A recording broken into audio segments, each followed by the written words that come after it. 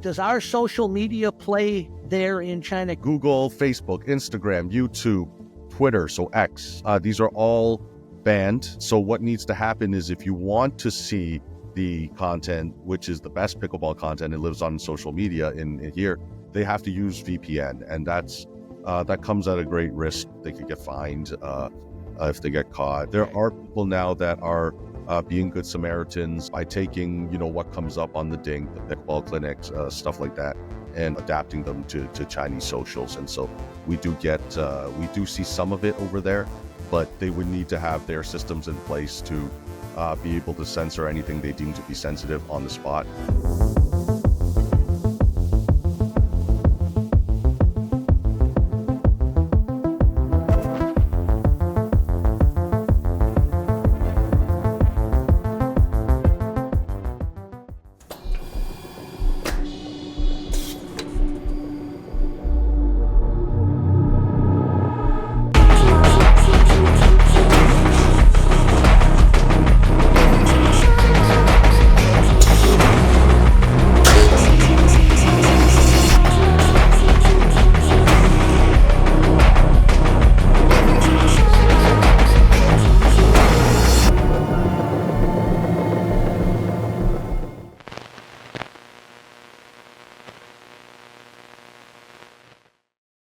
Hi, I'm Paul Olson. I'm the host of the Future of Pickleball show on the Selkirk TV channel.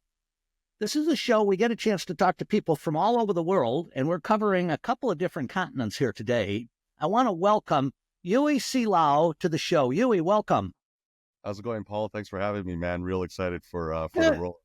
It's been kind of fun. I had an opportunity to meet Yui for the first time at a Pickleball Minds conference last May. And then we ran into each other again in Las Vegas. And then we ran into each other in Dubai recently. It's you get around a lot, man. I guess. I mean, pickleball gets around. So just as somebody who's kind of rooted now in growing the sport and especially in China and in Canada now, I've got to keep up on things. So I'm always happy to run into you, Paul. Always good. Fun.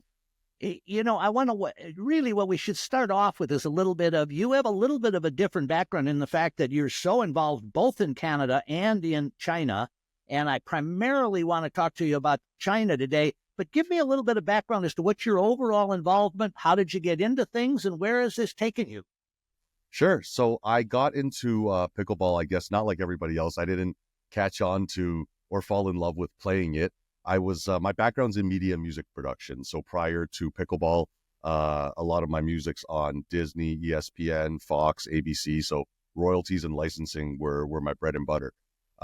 When I got into pickleball, it was because Tyrol, the purpose-built for pickleball shoe brand, the first ever one to market, needed a creative director. And so, I was kind of somebody who could help out on a one-stop shop level, whereas a lot of times when you bring in a creative director, they've got to outsource the video, the photo, and they've got to find people to do that. I had a team. I was able to do the content creation in-house, and so I guess I got the call. And since then, we've been deep in the pickleball game. So because Tyrol sponsored the PPA tour in 2022, I went to literally, I think, 8 of those stops in 2020 with Tyrol, with the booth and everything. And I got to thinking, a group of us actually got to thinking that are also working with Tyrol, that, hey, how come we don't have this in Canada?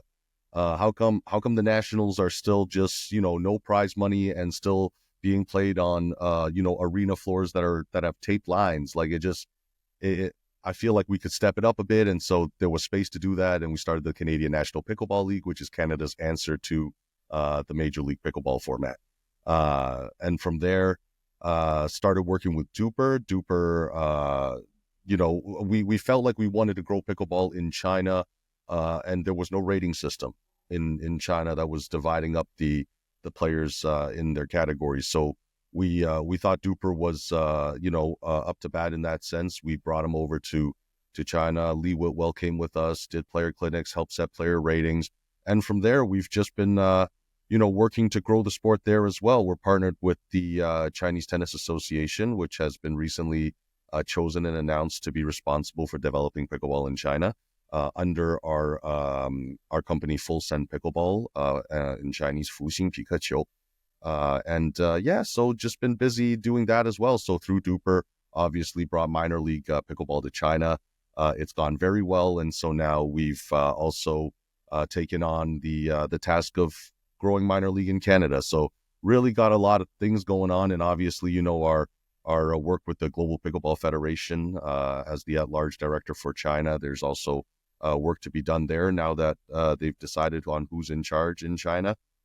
Looking forward to seeing if we can get them a membership in the Asian Pickleball Association.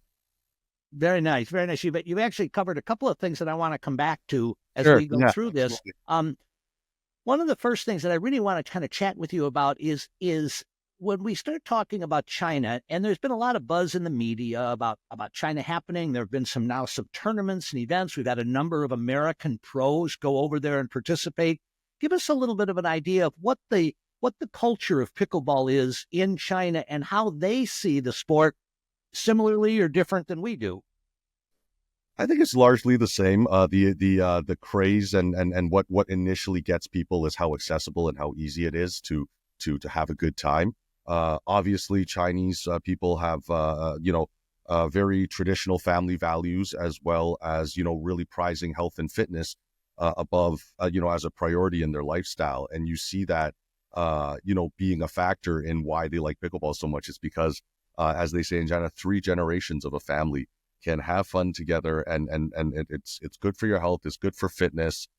Everybody's having a good time, so you're really seeing the sport grow in terms of participation. But right now, it's turning around. The tide is turning a little bit, but prior to minor league pickleball, Yuki and I had quite a lot of trouble trying to get them to wrap their heads around the idea of a rating system and why it's so important to have something like DUPR. And it didn't have to be DUPR. I mean, if you guys, if China had something going on at the time where they were, already dividing players up by, skill level, we would maybe not have been so eager to usher DUPR in. But because it wasn't there, and we felt like this is such an integral part of any tournament, we really made a big play and continue to impress upon the Chinese pickleball community the importance of having something like DUPR. In this case, because there's nothing native to China, let's use DUPR. Let's take advantage of what's available out there. No need to reinvent the wheel. We'll just use this, and everybody can see where they stand. On a global, as global a platform as a rating system can get right now. Is there in China currently, they're obviously very involved culturally in tennis, badminton, table tennis. Do they have the breadth of age participation that we do in pickleball? Yeah, I think even in the early days in China, when it was first starting out, I would say in the more southern regions of China, so like the Zhuhai area, the Shenzhen area, I would say at the time, this was just like in America, started out as maybe a sport more catered to the older demographic.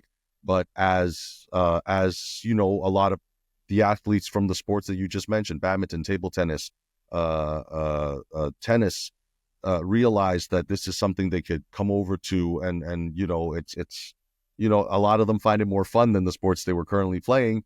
They get hooked, and now we're seeing the age group come down, just like we've been seeing, with the advent of these pro tours and pro leagues in America.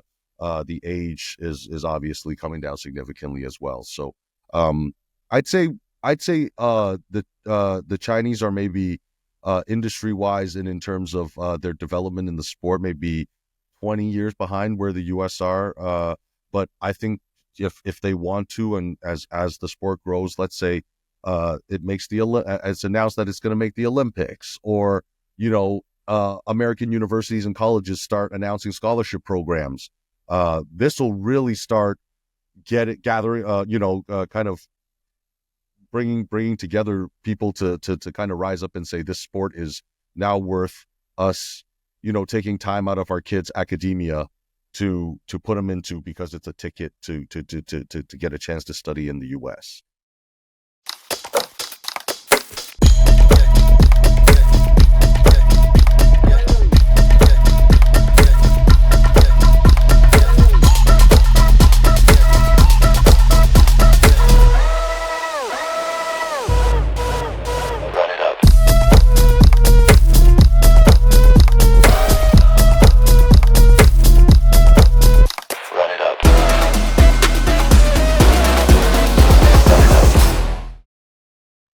I do want to just take a little jump backwards. Would you let my audience know about Yuki? Because I know she's very involved in the things that you do in China. Yeah, so Yuki is I wish she was here. She's the one. Yuki Chen is the founder of Olson Pickleball, and the Chinese version, the company of that, Fuxing Pikachu, which is partnered with the Chinese Tennis Association. It's one of 18 entities that's mandated in this collaboration to develop pickleball, and only one of only 7 to be authorized to do so on a national level. So she's done a lot of great work. Obviously, because she's native to China, a lot of the communications with the players, a lot of the education that we've been doing in terms of sessions, seminars across China. She's largely been the one responsible for it. She would be DUPR's voice in China. She would be minor league pickleball's voice in China. I'm just the guy that's lucky enough to be along for the ride over there, for sure. So yeah, well, you're a pretty good driver. I like that. Yeah, I try. So really, it's she's kind of taken on a lot in terms of trying to grow the game. I would be remiss to think that there are people that are taking pickleball seriously in China that don't know who she is. So she's really got it, kind of a blanket coverage situation right now going on. Now, one of the things that is so different, China's more than 4 times population, the size of the U.S., and you have so many in China, you have so many giant, enormous cities. Is there any identification between this being something that's a big city sport, or is it also done in some of the smaller communities in China? How is it developing that way? I think the first filter I would put on this one would be weather, climate. Just like in the U.S., the southern states do better than the ones that have snow 6 months out of the year, right? Sure. So it's a similar situation in China. I would say, like the Zhuhais, the Guangzhous, the Guangdongs, the Chongqings have the stronger players because they are, even with outdoor courts, they have more time to, get court time and practice and whatnot. But as far as geographic goes, really, it's just been wherever people can find space that's not too expensive. So in similar situations where you're not seeing too many courts in New York City, in Los Angeles, in these, high cost of living areas, it's similar, but there are people who are trying to make it happen still. So like Beijing has courts despite how expensive the real estate there is. Shanghai has courts despite how expensive the real estate there is. They're just not very big. But 4-court facilities are better than no court facilities. Sure. And now on that order, when in China, is there a public park system? We've had such success in our country because we had all of these empty or lightly used tennis courts that went back in the day. Is there anything similar to that, or is it mostly a facilities are built and or they multi-line, multi-use them? How does the access work? Yeah, I think now there are more facilities that are giving players access to dedicated courts. These are still largely private. There are some governments in certain regions that are more supportive than others in terms of growing the game. And so you'll see maybe more courts or better infrastructure in those cities. For example, Hengqin, Mr. Huang Yujie, who is the director, I hope I get this right, the Director of Livelihood Affairs of the Deep Cooperation Zone, which encompasses Macau, Guangdong, and Hong Kong. It's a big area, and he's been very supportive of not just pickleball, but the right way of growing pickleball, which, we know that it's very easy for things to get sidetracked and go sideways. But he's been very focused on making sure that, the competitions that happen in his area are as, as tied in with DUPR as possible, and as right. And so he's been an ardent supporter. So with pickleball, and he himself being a player, he's been very, able to kind of move city infrastructure to help the growth, and host events that you wouldn't see, with governments that maybe haven't caught on yet. But I'm sure it's really just a matter of time. Obviously, the bigger city, the bigger the to-do list, so your priorities are right. But I think it's only a matter of time. They are doing a little bit better in terms of setting up in big cities than North America has been. I would say that, because at least in Canada and what I've seen in the U.S., the best courts are still on the outskirts. Well, and I think there's this natural propensity to develop these programs. Where there's space. It's sort of interesting to me as I think of China. One of the questions that has come up in my mind is, does our social media play there in China? Can the Chinese players see the maybe not so much? It's risky. They obviously Google, Facebook, Instagram, YouTube, Twitter, so X. These are all banned. So they're absolutely banned. Absolutely banned. So what needs to happen is, if you want to see the content, which is the best pickleball content, it lives on social media in here, they have to use VPN, and that comes at a great risk. Well, not great risk, but a risk to them. I mean, they could get fined if they get caught. But that's the risk they take to get to consume the best of pickleball. So There are people now that are being good Samaritans and doing God's work by taking, what comes up on the Dink, the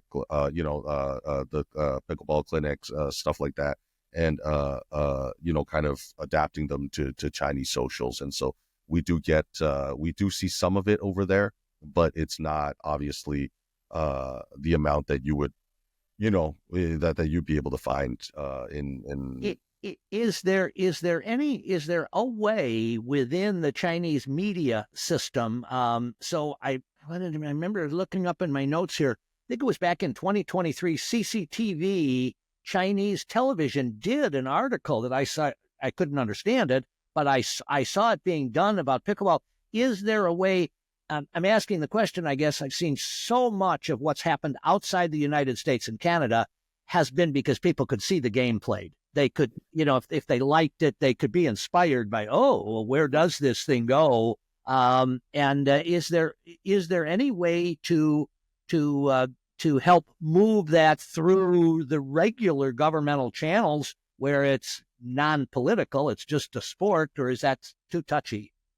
I think it would have to be it would have to be fed to one of the Chinese platforms. I don't think inherently there's anything wrong with the content, but they would need to have their systems in place to be able to censor anything they deem to be sensitive on the spot.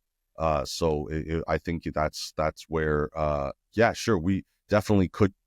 There are definitely platforms that exist that could the SRT feed from a PPA tour or an APP tour could be fed through.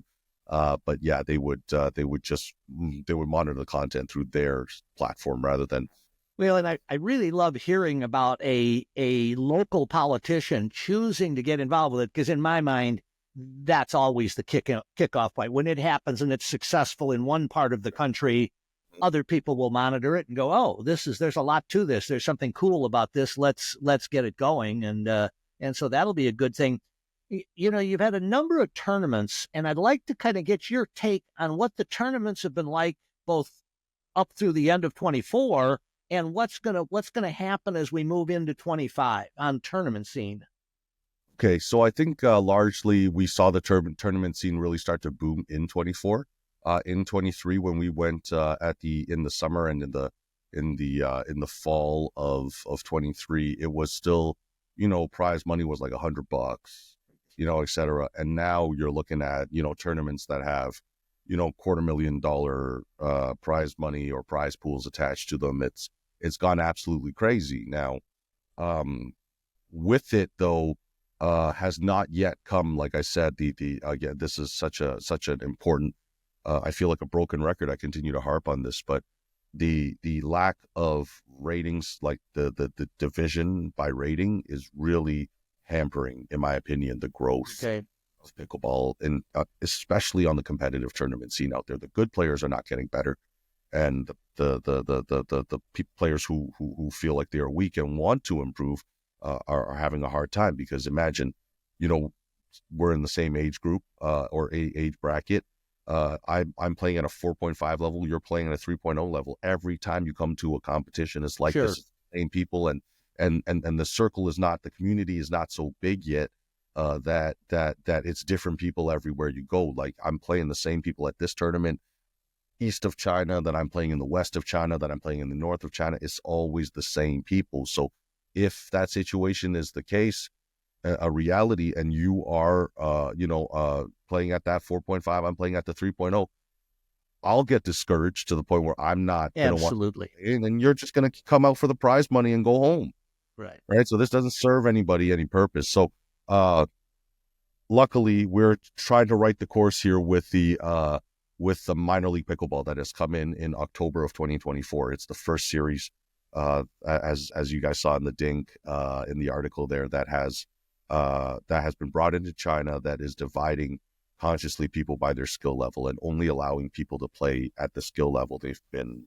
Well, and I've got to imagine once you demonstrate that, it makes so much sense, and our sport is a little bit different in the standpoint that somebody who might not be the obvious better player might actually be the better player, and the events are so much more fun when everybody's really competing on a level plane, and particularly if there's some prize money there, that's a cool environment. Now, you've had I know a number of the pros have played in India, American pros. Have you had any of the Americans come in and play in China yet?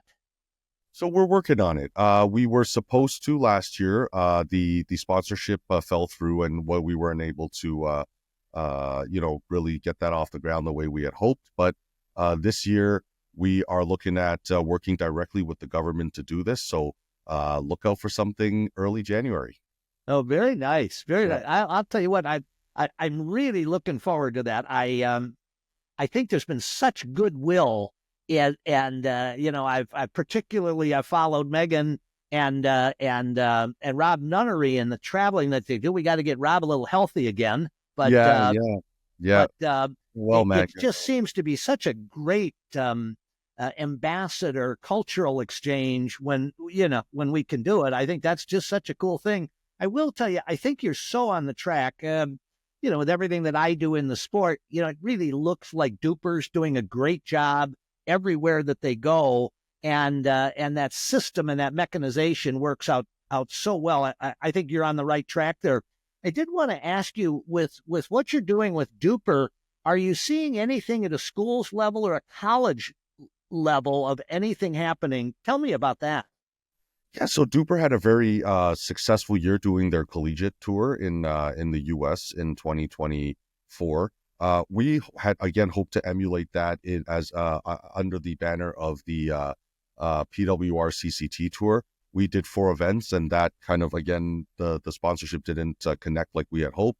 That kind of put that on the shelf for a little bit. But with this year, we're hoping to integrate minor league pickleball into the DUPR collegiate China tour, and then have a team, the best team in China at the collegiate level be sponsored to come compete in the in the U.S. So the global exchange portion is really what we always work towards. I think that's really the culmination of our efforts. If we can get teams going back and forth and sharing culture, sharing the sport with each other, and growing the game that way, then I can go to sleep feeling like I've done something cool.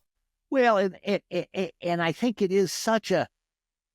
that'll be such a, forgive the expression, game-changing environment. But that ability, I'm looking forward. I'm following very closely what's gone on. I've had Noah Sumenik on my show talking about collegiate. He's actually going to come on again in the next couple of weeks, sort of do an update show and it's getting to be pretty monumental with the interest of the Asian countries of students coming in on student visas to American universities. I think it's just that's going to be such a natural building block. On that order, we really are kind of coming to a point that it's something you mentioned something early on, that the Chinese Tennis Association has adopted pickleball as the leadership organization. Is that an official statement? That's as official as Tell it gets. us about that. They've announced it themselves. They've been the general administration. I hope I get the English translation right, but the general administration of sports on the national level in the government had a decision to make for the earlier year and a half that just went by. They had to decide between the multi-ball society, which has sports that are not quite mature enough to have their own society yet, like bowling, golf, for example, that are not quite popular enough, more niche. They all fall under the multi-ball society, and multi-ball association was making a play for pickleball, and so was Chinese Tennis Association. And so it was finally in the last month or so, maybe two, given to the Chinese Tennis Association. Now, so that's very exciting to me. I wasn't aware of that. So I'm aware of the multi-ball association within China as well. Yeah. In your perspective, is that a noteworthy thing that the tennis association took it on rather than the more obscure multi-ball group?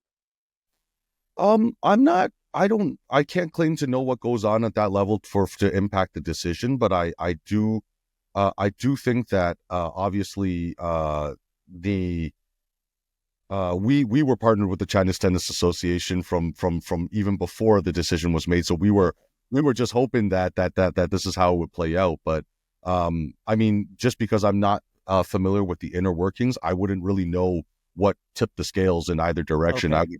I would be more of an observer and just kind of happy that we're still out here grinding and pounding the pavement. Now, in my mind, that's a pretty big deal. Does that, you're very involved with the GPF, does that get us closer to being able to have China become part of the GPF? That it most certainly does. So in April of 2024, I brought Pranav Kohli, who is the president of the Asian Pickleball Association, to actually meet Ms. Sun, who is the Secretary General of the Chinese Tennis Association in Beijing. And so we had a conversation.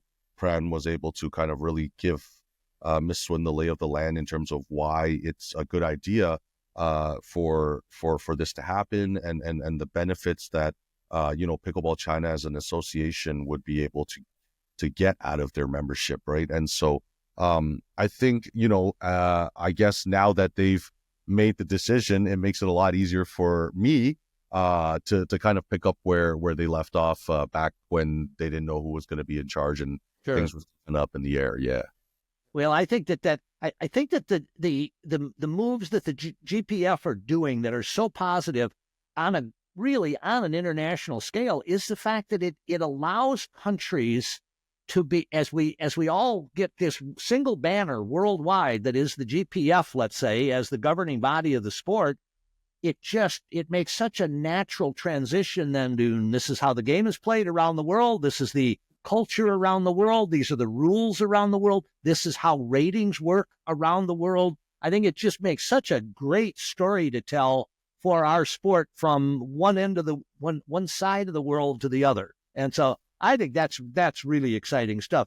I'll tell you what, please, if that comes together or we get something hard and fast of them coming in, let me know. I'd love to get you back on to talk about that, because I think that'll be a very instrumental moment. I'll definitely be sure to get you the scoop once I have it. Trust me. Good. We like scoops. Scoops are good. It'll be big it'll not close, but I'll tick this off my to-do list, and it'll be a big one. So I'm actively in pursuit of this as well. Yeah, I want to ask you, while I've got you on the show, one of the things that's kind of is my personal bucket list item in 2025 is I really believe that if we can achieve a global governing body, that will be one of the biggest media moments that pickleball has ever seen, because it puts us on a level of all of the other major sports, that we're now global and we're played all over the world. The rules are the same. Everything about the game, we're similar to tennis, table tennis, badminton, all of the different global sports. Are you in agreement with me? I think I'm on that right track there. Absolutely. I'm not just in agreement with you. The IOC is in agreement with you. And if pickleball is to become an Olympic sport, there are certain requirements that need to be met, that the sport needs to meet on a global level. And what you just touched on is the key to getting all that properly. And I believe, and I feel free to correct me if I'm wrong. I could have my info wrong, but I feel like that's the play for GPF. And if it's not, I feel like it could be, and it should be, because like you said, if once you have a global governing body, then you have standardization. Once you have standardization, you have at least something to package and deliver to the IOC. And from there, it's going to have, your city competitions, regional competitions, nationals, and then it's going to have to go continental and international. And these all have to be under that global governing body, sanctioned by it before it could be delivered. And that's why that 2032 might still be too soon. Everybody's excited about 2032. I'm excited about 2032 as well, but realistically, I think it'll be 2036 before it's getting any real consideration, because what we just went over there takes a great deal of time to set up and execute and implement. Yeah. Well, and in my mind, the Olympics is a very cool, important component, but I think that there's a authenticity and a credibility that our sport acquires when we are a global sport. Oh, yeah. And so that's really where, is my, I know GPF is working. Actually, I had Chandler Carney, who wrote their bylaws specifically to be able to have it coincide fully with the IOC compliance. And that was very, informational to have her on her. Actually, I will tell you folks watching this, I've had Chandler Carney on that talked about these rules, about the IOC very clearly. And I've had Pranav Kohli, who Yui was talking about, from India. And I mean, there's so many movers and shakers that are just doing things around the world. It's really getting pretty insane to see what's happening. So I want to keep that going. Now, with what you do with the GPF is great, but also you personally, you're involved sort of on an agent basis, or do you do consulting? How far and wide do you go in the brand work and marketing that you're doing with brands into China? That's an excellent question, Paul. I think these are all pieces of the ecosystem that I feel like, if I feel like there's something cool that could be brought into China that they don't have, or they have difficulty getting access to, I want to do my best to get it to them, right? And so for a while, that would have been brands like the Pro XRs and the Tyrells of the world, right? Brands like even like DUPR, for example, that would have otherwise not been something that Chinese people really would have known to seek out on their own until maybe far later in the game.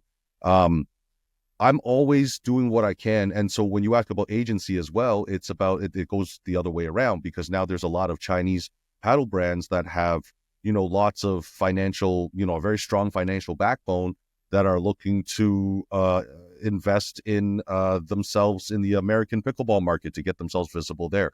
An early example of that would be a brand like New People, right? New People sponsors Jack Foster in the APP, and so since a year and a half ago, you saw New People on his paddle and everything, and so now there's more and more of these New Peoples, and they're more seeing that, and so as a result of that, I got with somebody who I'm obviously proud to call a friend now, Sam Flaxman, of Top Notch Management, and he just said, look, because a lot of those guys were just asking for people who happen to be on the Top Notch roster, sure, right?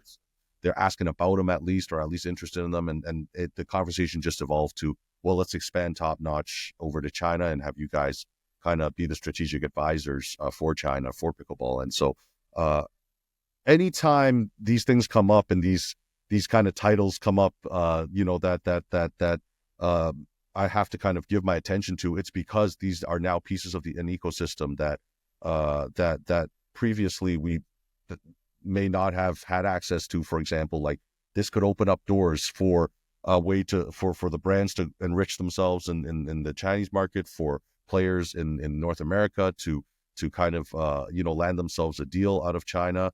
These are all things, and then obviously then it increases the opportunity for exchange, because let's say a Li Ning sponsors an athlete in North America, they bring them back once a quarter for clinics under the Li Ning banner. I mean, these are all great things for the growth of the game in both continents. So as long as there's no conflicts, right? I'll take on a shoe brand. Obviously, Tyrell's my baby. I'm not gonna, that's I'm locked in there. Pro XR, right? Like, but I've also, I've looked at bringing CND nets, for example, that they're at the MLP events and whatnot. Into just I want Chinese people to be able to access the best of what we got, right? And so whatever that may be, and whoever's willing, right? Sometimes you contact a brand and they're not ready yet to as good as they might be. They're not interested maybe in the Chinese market just yet. So in terms of the people that watch this, I get an awful lot of the business community watching this. For Sure. somebody who wants to reach out to talk to you about what might be possible, how do they reach you? I'm online, man. I'm at trackopsmedia.com. That's been the media company that I've been working on a lot of the pickleball brands we've gone over in this conversation through. Also Full Send Pickleball. So that's if you go just at Full Send Pickleball or at TrackOps Media, Cool. I'm easy to be found. You So type me my name in somewhere, you'll get me. Get me on LinkedIn. LinkedIn's also a great way to get a hold of me. Good. It's really been fun having a chance to kind of get this information. The reality of the pickleball space is we have lots of information that seems to float around. Not all of it's necessarily right on target. So it's been great to get a chance to do this.